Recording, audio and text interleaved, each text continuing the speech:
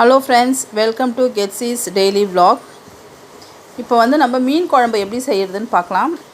என்னுடைய மெத்தடில் நான் செய்கிறேன். ஒவ்வொருத்தரும் ஒவ்வொரு விதமாக செய்வாங்க. நான் இப்போ என்னுடைய மெத்தடில் மீன் குழம்பு செய்ய போகிறேன். ஃபஸ்ட்டு கடாயில் நல்லெண்ணெய் போட்டுக்கோங்க. மீன் குழம்புலாம் நல்லெண்ணெயில் செஞ்சால் ரொம்ப நல்லாயிருக்கும். அதில் வந்து கடுகு, சீரகம், வெந்தயம் மூணும் போட்டு அது வெடித்ததுக்கப்புறம் வெங்காயம் போட்டுக்கோங்க. வெங்காயம், அப்புறம் பச்சை மிளகாய், கருவேப்பிலை, இது மூணும் போடணும். போட்டு நல்லா வதக்குங்க. கருவேப்பிலை அதையும் போட்டுக்கோங்க. கூட பூண்டுன்னு உரித்து கொஞ்சம் ஒரு 10 பல் பூண்டுக்கிட்ட போட்டுக்கோங்க. நல்லா வதக்கிட்டு அது ஒரு 5 மினிட்ஸ் ஆகும் நல்லா வதங்கிறதுக்கு. நாங்கள் ஒரு 1 வீக் அப்புறம் இப்போ தான் மீன் குழம்பு செய்கிறோம். இப்போ வந்து அந்த நல்லா அதெல்லாம் வதக்கினதுக்கப்புறம் அதில் வந்து டொமேட்டோஸ் போடணும். அது வதங்கிறதுக்கு நல்லா ஒரு 5 மினிட்ஸ் ஆகும். நம்ம வெங்காயம் எவ்வளோ நல்லா வதக்குறோமோ அப்போ தான் மீன் குழம்பு அந்த ஃப்ளேவர் ரொம்ப நல்லாயிருக்கும். இப்போ நல்லா வதங்கிடுச்சு. உங்களுக்கு வெங்காயம் இன்னும் நல்லா வதங்கணுன்னா கொஞ்சம் உப்பு கூட நீங்கள் போட்டுக்கோங்க அது கூட. இப்போ அது கூட தக்காளி போட்டுக்கோங்க. தக்காளி போட்டு அதையும் நல்லா வதக்குங்க.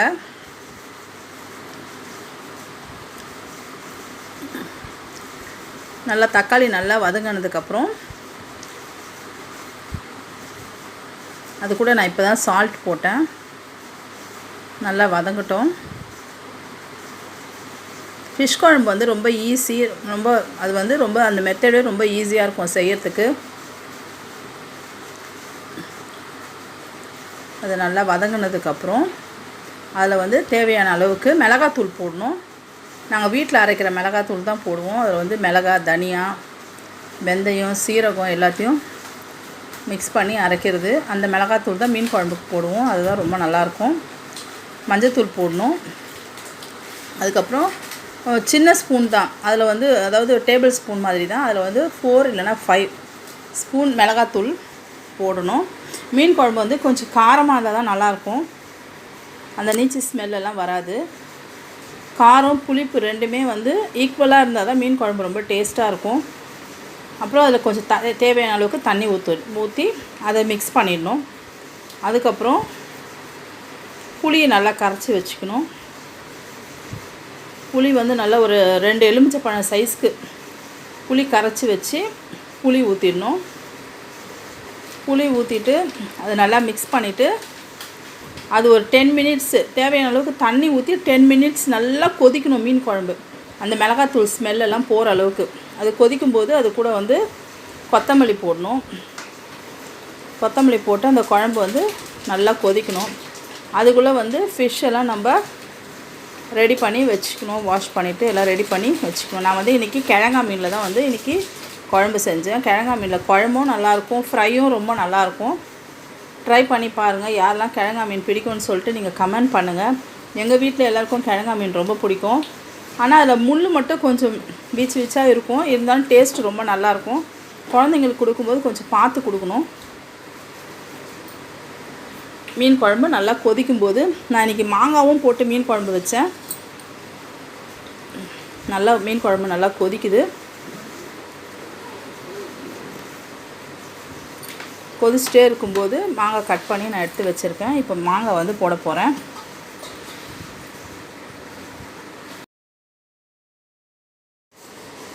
குழம்பு வந்து நல்லா கொதிச்சிச்சு. இப்போ நான் மாங்காய் போடுறேன். அதில் மாங்காய் போட்டுட்டு அது ஒரு 2 மினிட்ஸ் நல்லா கொதிக்கணும்.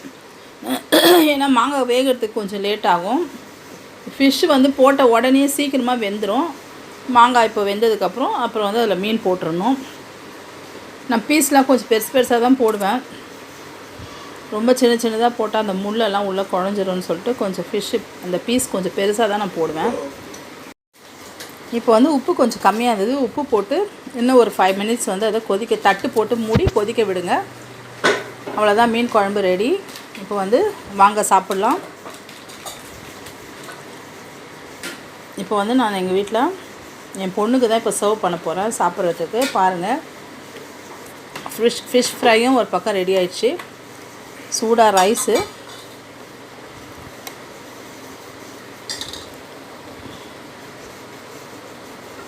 அதில் வந்து இப்போ ஃபிஷ் குழம்பு போடுறேன். ஒரே ஒரு ஃபிஷ் குழம்புல. என் பொண்ணுக்கு வந்து ஃபிஷ் ஃப்ரை தான் ரொம்ப பிடிக்கும்.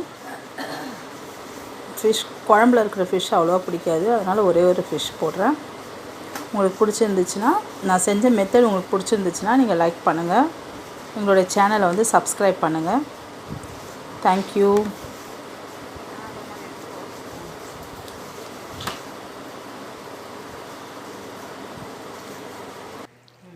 Thanks, Mommy.